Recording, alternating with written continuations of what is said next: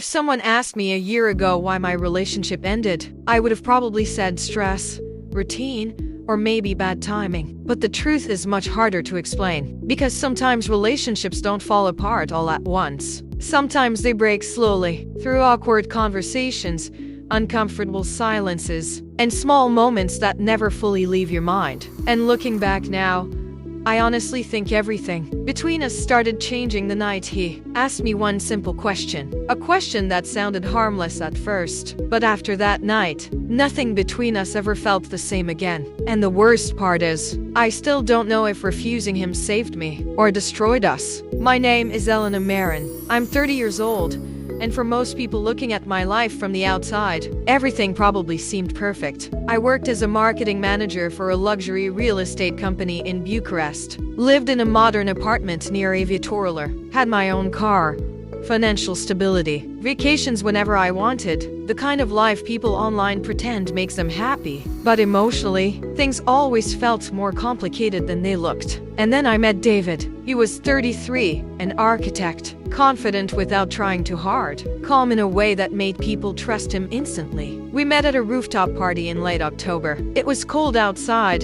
The city lights were reflecting through the windows. And honestly, I wasn't even planning to stay long, but somehow we ended up talking almost the entire night. And what I remember most is how easy everything felt. There was no awkwardness, no pressure, no pretending. It felt like talking to someone I had known for years. And after that night, things moved fast. Maybe too fast. But when something feels right, people stop questioning it. David became part of my routine almost immediately. Morning coffee before work. Late night drives through the city with music playing quietly in the background. Weekends spent cooking together even though neither of us was actually good at cooking. And those small moments slowly became my favorite part of life. That's the dangerous thing about comfort. You don't notice how attached you're becoming until the person starts feeling essential. And honestly, that relationship changed me. For the first time in years, I felt emotionally safe with someone. I stopped overthinking everything, stopped expecting disappointment. Even my friends noticed the difference.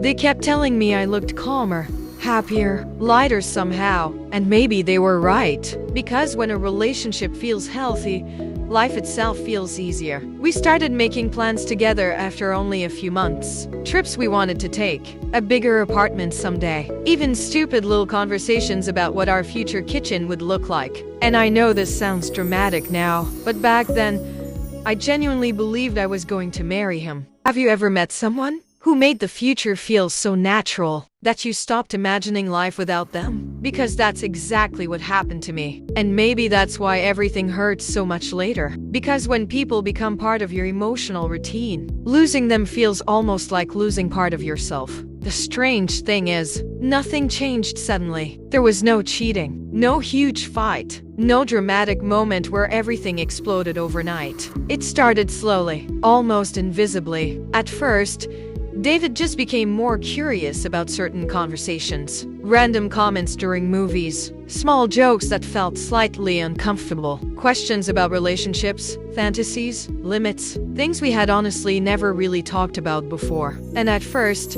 I didn't think much about it. Couples talk about weird things sometimes. That's normal. But after a while, I started noticing how often those conversations came back, like he was trying to slowly normalize something without directly saying it. And one night, after we got back from dinner downtown, everything finally became clear. I still remember that night perfectly. It was raining outside. The apartment was quiet except for the sound of traffic outside the windows. I was sitting on the couch wearing one of his hoodies, half asleep, when he suddenly asked me something that completely caught me off guard. At first, I honestly thought he was joking. I even laughed awkwardly for a second, but then I realized he was serious. And the moment I said no, the entire atmosphere changed. Not aggressively, not instantly, but enough for me to feel it. And honestly, I think that was the moment anxiety entered our relationship for the first time. Because after that night, I started overthinking everything. The way he looked at me, the moments he became quiet, the strange tension during conversations. And the worst part was, he never directly pressured me, which somehow made it even more confusing. Instead,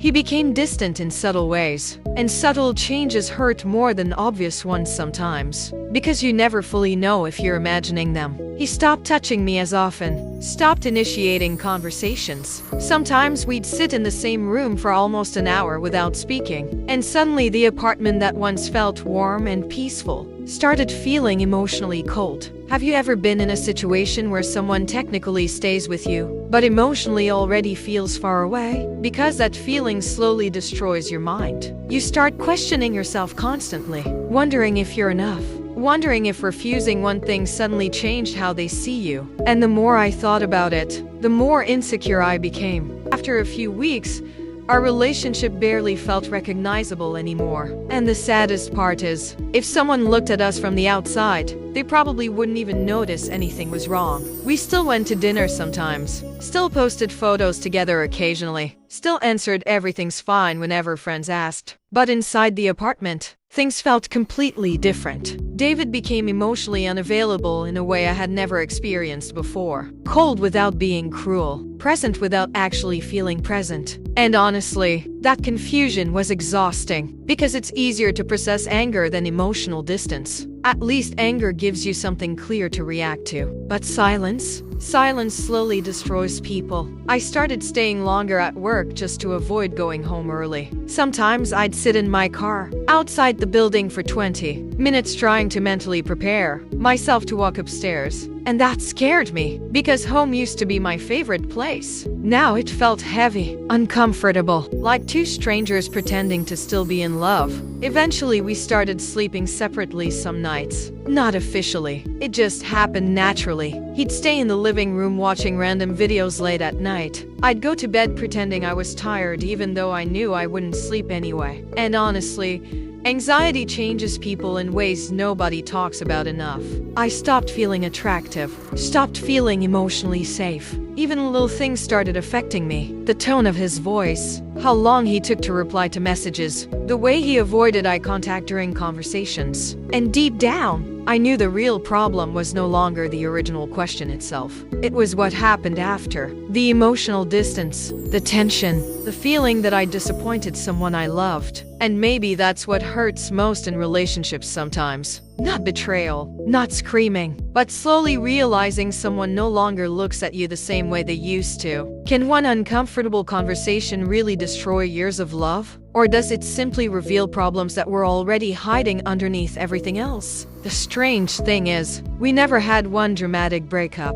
No screaming, no slammed doors, no final goodbye. We just slowly stopped being the people we used to be. And one morning, after months of emotional distance, David quietly packed a few things and left. Sometimes I still think about that relationship late at night. Not because I miss who we became at the end, but because I miss who we were before everything changed. And honestly, I still wonder sometimes if one uncomfortable moment can really destroy love, or if real love is supposed to survive conversations like that in the first place. If you enjoyed the story, make sure to like and subscribe. It genuinely helps me more than you think. And I'll see you in the next one. Bye bye.